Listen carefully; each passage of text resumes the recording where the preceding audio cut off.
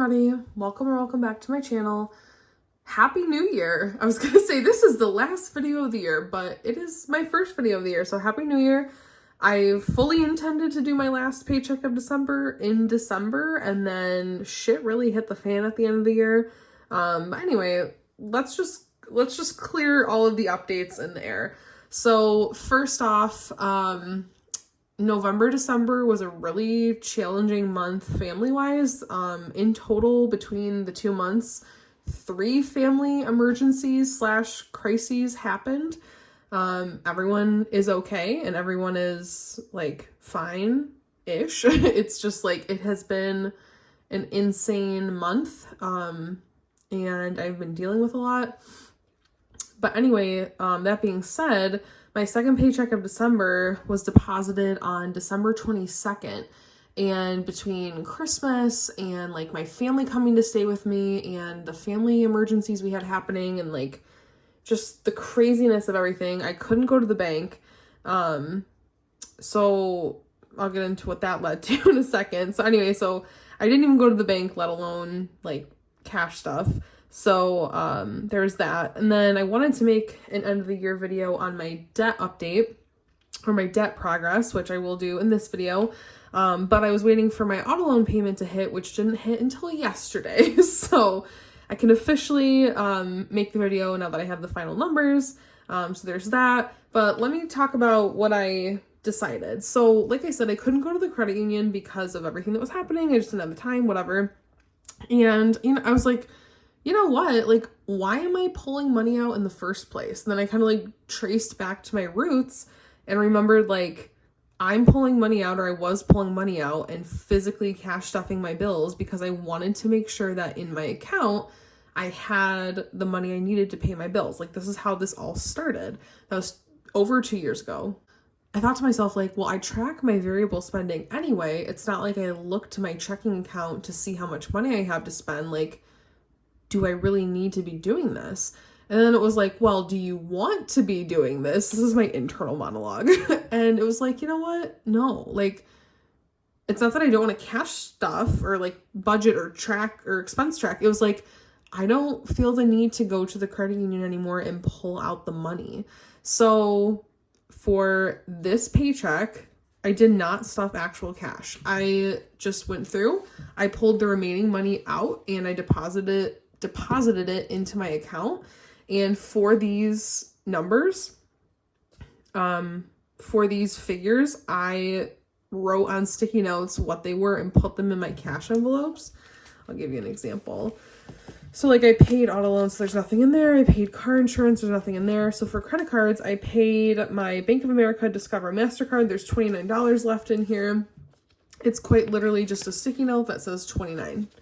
And like, I thought in the future, like, oh, maybe I'll get like fake money, but I just don't want to, at least right now. Like, this just feels fine for me. So I have all of my bill money in my account. I'm tracking what the actual numbers are for each expense in my binders, but I'm not gonna cash stuff right now. So going forward for this year, I don't plan on stuffing actual cash. That being said, I know that like all of my videos are me cash stuffing my bills. So I think what I'm going to do instead is just at the end of every month, kind of give an update about my debt, kind of like where I'm at in that realm. Hopefully I can start adding a little more to my sinking funds. And then just like talk general expenses, finances, struggles, wins, stuff like that. Like just kind of holding accountable, but not actually filming and cash stuffing. So that's where I'm at right now. It was kind of cool to have this revelation of like, I'm doing amazing. Like, I don't really need to be stuffing bills. So if I don't want to stuff my bills, like, cool, I don't have to. So that was cool. Before we talk about my debt progress for the year and all of that, let's take a look at my December paycheck. So I ended up getting $2,150, which is huge. This was including my comp time payout. So all of the comp hours I had accrued, they paid out to teachers $40 an hour and it was taxed. So I think my gross total was like $1,000 and my net total was like $600 something after taxes. So that is factored in there. Everything was normal for bills, just double checking here. So my variable ended up being $952, which was so amazing. Just came at such the right time around Christmas. I was able to buy all of my people I needed to buy Christmas gifts for gifts. Like I said, I hosted my family for a few days. So everything I needed, I was able to purchase stress-free. It was just the best feeling. I was on cloud nine, not having to worry about expenses. And again, I fully trust myself now with my money, and none of this was like impulse purchasing. None of it was, things that I don't need for myself. Like all of the money I spent this season was truly for other people, for things I was hosting, places I was going. Like it was money well spent. All right, so that's that. I was able to put, I think, $40 towards my Disney sinking fund. I think that was the cash I received from Christmas gifts that I got. Let me just double check here. Yeah. So for Disney, okay. And then, yes, Christmas money. So $40 I put in there. So I have a total of $115 now for Disney. And I am using placeholders in here, and I deposited this cash into my savings account. So that's how I was differentiating my bills and my variable spending from my sinking funds before I'm doing it again. So my sinking funds are going to be in savings. Of course, denominations will be listed in the envelopes. This is the only one I have right now, but for the future. And then, yeah, variable and bills are in my checking account. So, okay. So now let's talk about my 2023 year.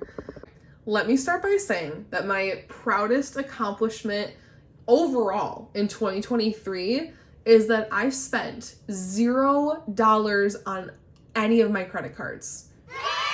I spent no money on any of my credit cards all 2023. Like, that is my proudest achievement. I am so proud of myself, so happy that I made a full year. And as much as I love instant gratification and I love to see like instant payoff or instant reward, because damn, is it hard to like month by month, like know you're doing the right thing, but then barely see the progress happening. Like at the end of the year, when you can like clearly see the numbers and the, pie graphs or pie graphs. Why do I always mess this up? Pie chart. Anyway, it makes it feel so much more worth it. So let's first start by looking at the numbers. Sorry if this is blurry. I was going to do my computer and then I decided to print it out. Figured it'd be easier, but now that I'm looking at it through the camera, I don't know if it is or not. But anyway, so we're going to skip student loans for now. We'll come back to that in a second. For auto loan, I made about 33% progress towards my overall debt, which makes sense. So this was a 6-year loan. It is now 2024. I got the loan in January of 20. So it's been 4 years now since I've had the loan. So I have about 2 years left on it, which makes sense. SoFi loan, this one's cool because as you can see from the pie chart over here, it's about halfway, barely not, but like almost halfway paid off. I'm supposed to finish this up at the beginning of 2025, I want to say, if I remember correctly. So that's pretty cool knowing that like this year will be like the bulk of that loan to pay.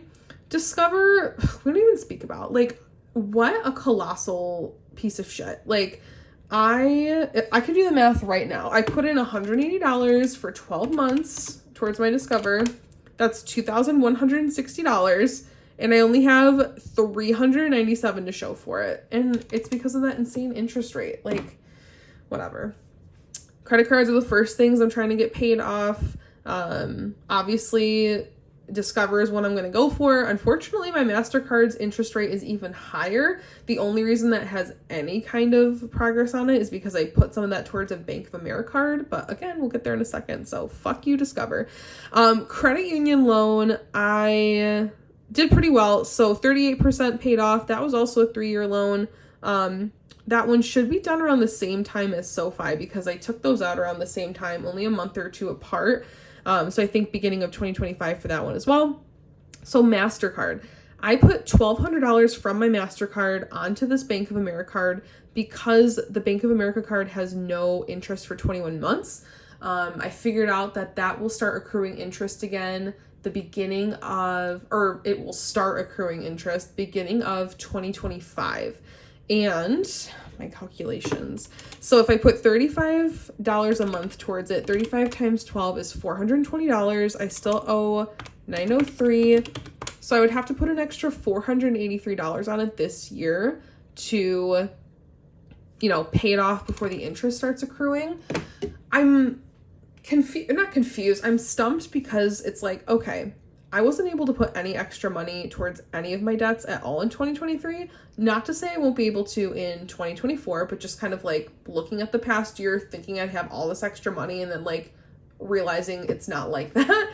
Anyway, so in my mind, I want to pay off my MasterCard as soon as possible because it has the highest interest rate. However, if I don't pay off my Bank of America card, then interest will start accruing on that. I don't know what the interest rate will be. I feel like, no, that's the 21. I was like, I feel like it's 21%, but that's the 21 from the 21 months. So I don't know. I know it's in the 20s, which my Discover's 27%, my MasterCard's 28%. It's like, what has higher precedence? Like, do I pay off my Bank of America before interest accrues? Or do I put extra money towards my MasterCard this year? Like, I don't know. I'll have to figure it out, but if you have any instant clear insights, I'd love to know because my brain doesn't work that way. But hi, this is me editing. I have no clue how to add any kind of like delay to record this, so enjoy the food I've made lately. Okay, I figured out that if I add $40 a month to my Bank of America payment, then I could pay off my Bank of America card by the end of the year. I might just do that. It's kind of like what I'm currently thinking is the best choice, so let me know what you think. So that would mean I would make a $75 Bank of America payment, paid off by the end of the year, and then the following year I could put that $35 or even $75 towards or MasterCard, I don't know, by Visa, about 17-ish%. Again, that's going to be one of the last things I pay off. The interest rate's pretty low. I'm not super worried about that one. And then Bank of America card, it's just kind of sitting money with no interest right now. But overall, my total debt progress, including my student loans, almost 20%, which is great. My consumer debt, almost 30%. So if I just were looking at my consumer debts, I would have all of these paid off the first month of 2026. My goal is to be debt-free by the end of 2025. And by that, I've always meant my consumer debts. But I was looking the other day because now that I'm paying my student loans again, I was like, you know what? Like, once I have all my consumer debt paid off in, what is it now? Like 2 years, beginning of 2024? Yeah, like almost 2 years. Oh, that's awesome. Okay. So like 2 years-ish, I'll have all my consumer debts paid off. Like, how long would it take me to pay off my student loans? It only tacked on another year. Like, what?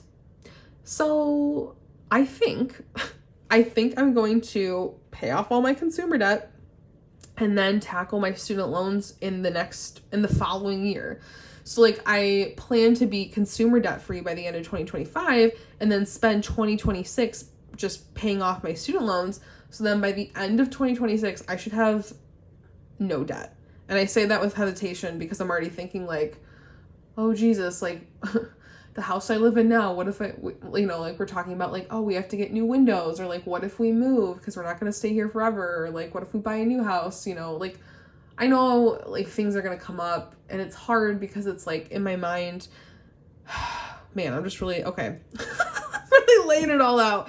In my mind, it's like, how am I ever supposed to save money for anything that's coming up when I'm trying to pay off debt? But like, I want to get married in the next future, I don't know how many years, like not immediate future, but like, it's on my mind. Like it's going to happen sooner rather than like forever. Like, I don't want to say later, but like, you know what I mean? Like I'm not no one, I'm not engaged. No one is planning anything. It's not even on the front or the back burners. It's just like, okay, how do I save for a wedding? How do I save for a house? How do I save for home repairs? How do I save for trips? How do I save for just like having a savings? Like, how do I save for a new car inevitably? My car's at 100,000 miles already. Not that I need a new car now, but like right in the future, I'm getting off track. It's overwhelming.